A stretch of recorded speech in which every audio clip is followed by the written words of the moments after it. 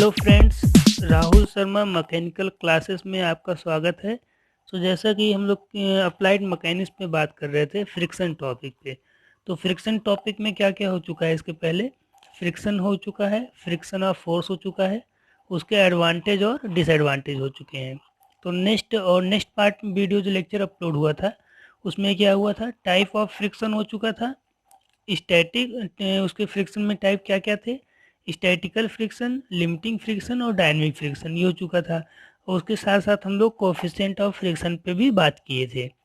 Okay, तो आज का जो ये लेक्चर है इसमें हम लोग बात करेंगे एंगल ऑफ फ्रिक्शन पे, जो कि न्यूमेरिकल टॉपिक के लिए बहुत ही इम्पोर्टेंट है। इसमें हम लोग बात करेंगे एंगल ऑफ फ्रिक्शन। सीमांत संतुलन की अवस्था में दो कॉन्टैक्ट सरफेस के बीच कार्य करने वाले limiting friction force mu R तथा अभिलंब प्रतिक्रिया mean to say that normal reaction, इसको डिनोट करेंगे आर से, के रिजल्टेंट फोर्स एस द्वारा रिजल्टेंट रिएक्शन आर की दिशा से बनाए जाने वाले कोण को एंगल ऑफ रिएक्शन कहते हैं। इसे लैम्डा या थीटा से निरूपित करते हैं, मतलब डिनोट करते हैं। उसके बाद अब देखेंगे इसमें हम, जैसे इसके पहले हमने बात क्या किया था, बताया था आपको को एक सरफेस प्लेन लेंगे, उसके ऊपर एक बॉडी रखेंगे। अब जब ये कोई भी बॉडी जब हम रखेंगे इसमें, तो उसमें उसका लोड क्या होगा, नीचे डायरेक्शन में हमेशा जाएगा।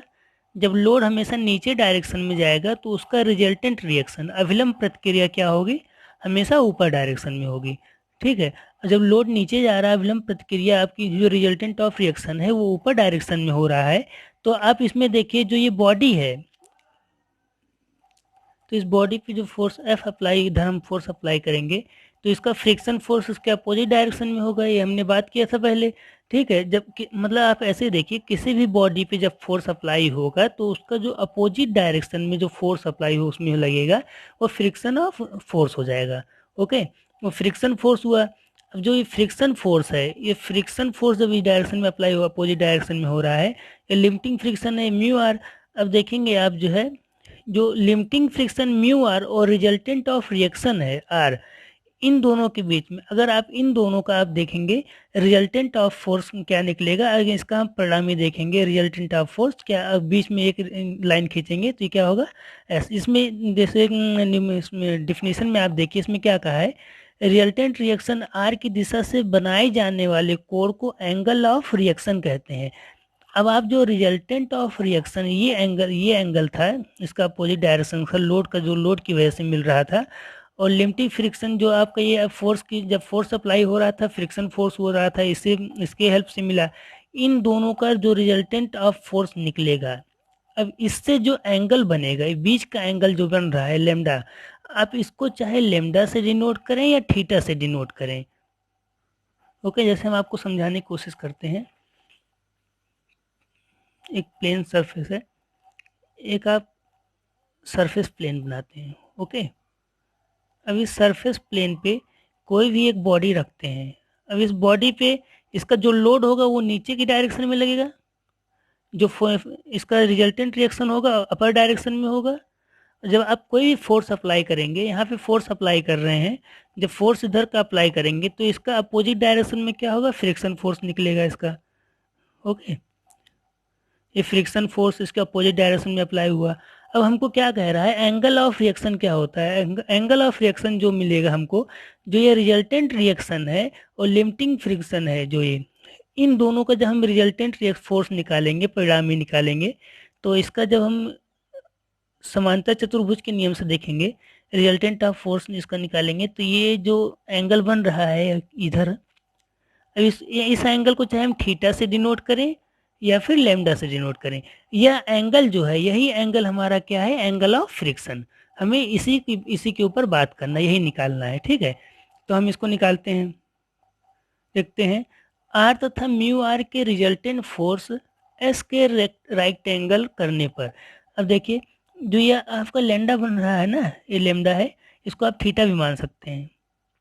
ओके, अब देखिए इस रिजल्टेंट रिएक्शन का और म्यू आर लिमिटिंग फोर्स का जो रिजल्टेंट फोर्स है, इन दोनों एंगल पे, इस एंगल पे और इस एंगल पे, जब इसका आप समकोणिक कोण निकालेंगे, एंगल निकालेंगे, राइट एंगल निकालेंगे, तो हमेशा ये एक बात ध्यान रखिए, जो यह एंगल बनता है इस एंगल से अगर देखा जाएगा हमेशा, तो जो रिजल्टेंट ऑफ फोर्स होगा इसका, ओके, रिजल्टेंट ऑफ फोर्स का हमेशा इस एंगल पे, जो एंगल वाला कोण रहेगा इस पे हमेशा कॉस बनेगा। तो इसका क्या हो जाएगा, ये एस है, ये क्या हो गया, एस कॉस लेमडा हो गया। जब ये एस कॉस लेमडा हो गया तो इसका बेस क्या हो जाएगा, ये इस क्या हो जाएगा, ये हो जाएगा एस साइन लेमडा। ओके, ये क्या हो गया, एस कॉस लेमडा हो गया, तो ये क्या हो जाएगा, एस साइन लेमडा हो गया। ये तो हो गया हमारा समकोणिक घटक निकाल लिए हम, इसका राइट एंगल एंगल निकाल लिए। ओके, अब देखिए, अब इसका हम डेरिवेशन करते हैं। अब देखिए यहाँ पे एस कॉस लेमडा हो रहा था, जब ये इस डायरेक्शन में एस कॉस लेमडा इधर हो रहा है, तो ये देखिए ये एस कॉस लेमडा इसी डायरेक्शन में रिएक्शन भी हो रही है। ये रिएक्शन आपको रुकिए इसमें फिगर में दिखाते हैं। ये देखिए ये रिएक्शन हो रहा था, इस डायरेक्शन में रिएक्शन निकल रही थी, इसको हमने क्या निकाल लिया, इसको एस हमने माना, तो ये हमारा क्या हो गया, एस कॉस लेमडा हो गया, और ये हमारा क्या हो गया, एस साइन लेमडा हो गया। अब जब ये एस कॉस लेमडा हो गया, एस साइन लेमडा हो गया, इसी डायरेक्शन में हमारा रिएक्शन भी है, तो ये रिएक्शन आर इक्वल टू क्या हो जाएगा, एस कॉस लेमडा के। और इसी डायरेक्शन में इधर देखिए एस साइन लेमडा का इसका क्या हो रहा है, देखिए यहाँ पे यही हो रहा है, एस साइन लेमडा क्या हो जाएगा यहाँ पे, इस डायरेक्शन में म्यू आर के बराबर हो जाएगा। तो पहली इक्वेशन हमारी हो गई S sine lambda equal to mu R. Same direction में देखेंगे और इस डायरेक्शन में अगर हम बात करेंगे तो ये क्या होगा, इस आर हो रहा है रिजल्टेंट ऑफ रिएक्शन, और एस कॉस लेमडा, तो एस कॉस लेमडा क्या हो जाएगा, रिजल्टेंट ऑफ रिएक्शन के बराबर हो जाएगा। ये दोनों इक्वेशन हो गई। इसमें देखेंगे परिणामी बल S के समकोणिक घटक R तथा म्यू R है, समीकरण 1 और 2 को भाग देने पर, इक्वेशन 1 और 2 को डिवाइड करने पर हम देखेंगे, इक्वेशन 1 से 2 को डिवाइड करते हैं। ओके, तो एस साइन लेमडा अपॉन में क्या हो जाएगा, S cos lambda equal to क्या हो गया, म्यू आर अपॉन में आर हो जाएगा। तो आर से आर तो यहाँ पे कैंसिल हो जाएगा, एस से एस कैंसिल हो जाएगा, साइन लेमडा अपॉन में क्या हो गया, cos lambda, sine lambda upon cos lambda क्या हो जाएगा, टेन लेमडा के इक्वल होगा, तो इसको भी थीटा भी मान सकते हैं, तो टेन थीटा हो जाता है यहाँ पे। तो मतलब क्या हो गया, टेन थीटा इक्वल टू क्या हो गया, म्यू के बराबर हो गया, आर आर कैंसिल हो गया था, तो यहाँ क्या हो गया, म्यू के बराबर हो गया। अब देखेंगे लेमडा इक्वल टू क्या हो जाएगा, जब टेन इस डायरेक्शन में जाएगा अपोजिट डायरेक्शन में, तो हमेशा क्या होता है, ये इन्वर्स में हो जाता है, तो यहाँ पे क्या हो जाएगा, टेन इनवर्स म्यू। तो ये क्या हो गया, हमको लेमडा की वैल्यू यहाँ से मिल गई, टेन इनवर्स म्यू। अब इसमें जो है न्यूमेरिकल में हम कैसे इसको यूज करेंगे, न्यूमेरिकल में जब कुछ भी निकालना होगा हमको, लेमडा की वैल्यू निकालनी होगी, तो हम इस फार्मूले को लगा देंगे। तो यहाँ से आप म्यू की भी वैल्यू निकाल सकते हो, म्यू इक्वल टू क्या हो जाएगा, टेन लेमडा हो जाएगा, और अगर आपको लेमडा डिनोट करना है वहाँ पे निकालना है, तो लेमडा इक्वल टू क्या हो जाएगा, टेन इनवर्स म्यू, दोनों इसको निकाल सकते हैं।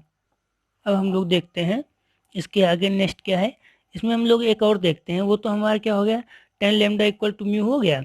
अब जो है वो तो न्यूमेरिकल में यूज हो रहा है, ये भी न्यूमेरिकल का डेरिवेशन है, इसका भी यूज देख लेते हैं हम लोग कैसे करते हैं न्यूमेरिकल में। क्या है इसमें, क्या है, किसी नत समतल की स्थिति में घर्षण गुणांक कोफिशिएंट ऑफ फ्रिक्शन जब ज्ञात करना होगा, तो सूत्र उसमें क्या होगा, फार्मूला उसका, कि पिंड ऊपर की ओर बल P द्वारा चढ़ने की प्रवृत्त टेंडेंसी में है। मतलब इसमें क्या है, जब कोफिशिएंट ऑफ फ्रिक्शन हमको निकालना होगा, कोई भी पिंड, कोई भी बॉडी जब ऊपर की डायरेक्शन में मूव करेगी, जो ऊपर की डायरेक्शन में मूव करेगी उस स्थिति में, प्रेजेंस ऑफ, जब ऊपर की स्थिति में जब मूव कर रही है उस स्थिति में अगर हमको कोफिशिएंट ऑफ फ्रिक्शन निकालना है, तो उसका फार्मूला कैसे हम निकालेंगे, डिनोट करेंगे, तो उसको हम देखते हैं। ओके, वही चीज़ इसमें देखिए, अब तक क्या था, ये जो हम प्लेन सरफेस था उस पे हम बॉडी को रख रहे थे, जब प्लेन सरफेस पे हम बॉडी को रख रहे थे तो यहाँ पे फ्रिक्शन जो फोर्स अप्लाई कर रहे थे, तो इसका फ्रिक्शन फोर्स अपोजिट डायरेक्शन में हो रहा था, लोड नीचे हमेशा होगा, ये हमेशा आप जानेंगे, कोई भी बॉडी होगा उसका जो लोड होगा उसके हमेशा नीचे लगेगा, तो उसको जो रिजल्टेंट ऑफ रिएक्शन होगा वो अपोजिट डायरेक्शन में, जो लोड होगा उसका अपोजिट डायरेक्शन में रिजल्टेंट ऑफ रिएक्शन होगा, ये जो आर है। अब यही बॉडी, इसी बॉडी को हम जब ऊपर की डायरेक्शन में अगर मूव कर रहे हैं, यहाँ प्लेन सरफेस में मूव कर रहे थे, अगर हम ऊपर की डायरेक्शन में मूव करेंगे तो यहाँ पे देखेंगे, अब देखिए ये एंगल में ये कोड बना रहा है, यहाँ पे एंगल डिनोट हो रहा है। अब इसमें आप जब यहाँ पे देखिए ये बॉडी रखी हुई है, बॉडी पे ये ऊपर की डायरेक्शन में यहाँ पे फोर्स अप्लाई हो रहा है, ठीक है। जब यहाँ ऊपर की डायरेक्शन में फोर्स अप्लाई होगा, यहाँ पे ये फोर्स देखिए रोलिंग डायरेक्शन में, इसको ऐसे आगे ले जाएंगे तो यहाँ पे जो ये रोल हो रहा है रोलिंग डायरेक्शन में, यहाँ पे फोर्स अप्लाई हुआ पीछे ये ऊपर की डायरेक्शन में। अब देखिए जब फोर्स इधर अप्लाई हो रहा है तो इसका ये क्या हो, फ्रिक्शन फोर्स क्या होगा, अपोजिट डायरेक्शन में यहाँ पे हुआ, म्यू आर हुआ। ओके, अब देखिए इसका लोड तो हमेशा नीचे, आपको पता है लोड देखिए नीचे लग रहा है, यहाँ पे डब्लू हो गया, ठीक है। डब्लू जब यहाँ पे हो गया, अब इसका अपोजिट डायरेक्शन में क्या होगा, यहाँ पे रिजल्टेंट ऑफ रिएक्शन। अब देखिए रिजल्टेंट ऑफ रिएक्शन ये हुआ, ठीक है। अब इसका जब समकोणी घटक राइट एंगल निकालेंगे, डब्लू का जब राइट एंगल निकालेंगे, आपको हमेशा, अब देखिए यहाँ पे एंगल ऑफ फोर्स बन रहा है, ठीक है। यहाँ फ्रिक्शन ऑफ एंगल बना है थीटा।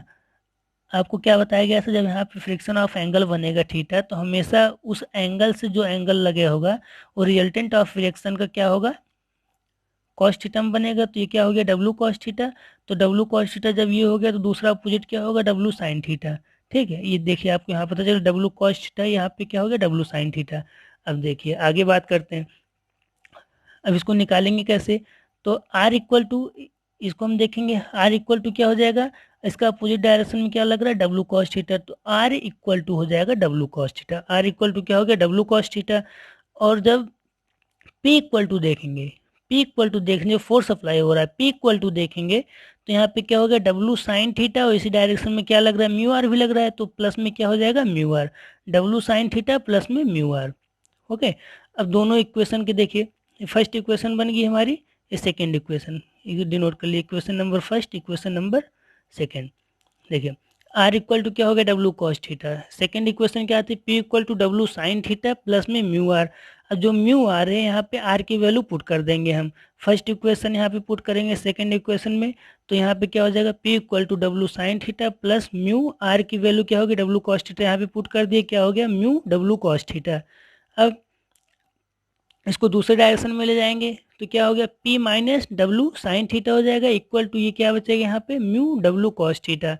अब देखिए यहाँ से हमको म्यू की वैल्यू निकालनी है, कोफिशिएंट ऑफ फ्रिक्शन हमको निकालना है इसमें, कोफिशिएंट ऑफ फ्रिक्शन। अब म्यू इक्वल टू क्या हो जाएगा, तो ये क्या हो, P minus W sine theta upon में ये क्या बचा है, डब्लू कॉस थीटा। तो कोफिशिएंट ऑफ फ्रिक्शन क्या हो गया, P minus W sine theta upon में डब्लू कॉस थीटा। ये इसका क्या हो गया, मेन फार्मूला। ओके, ये मेन फार्मूला हो गया। अब इसको, इसकी हेल्प से न्यूमेरिकल में बहुत हेल्प आने वाली है। न्यूमेरिकल के पॉइंट ऑफ व्यू से अगर देखा जाए तो ये और एंगल ऑफ फ्रिक्शन, ये दोनों टॉपिक मोस्ट इंपॉर्टेंट है। इसके आगे भी आपको डेरिवेशन कराया जाएगा, वो भी बहुत मोस्ट इंपॉर्टेंट होंगे न्यूमेरिकल पॉइंट ऑफ व्यू से। आप इसको अच्छे से पढ़िएगा और समझिएगा। कोई भी डाउट, कोई भी प्रॉब्लम हो तो आप कॉल एसएमएस करिए, प्रॉब्लम को सॉल्व किया जाएगा आपके, और अच्छे से पढ़ाई करते रहिए। Okay, thanks all of you, bye.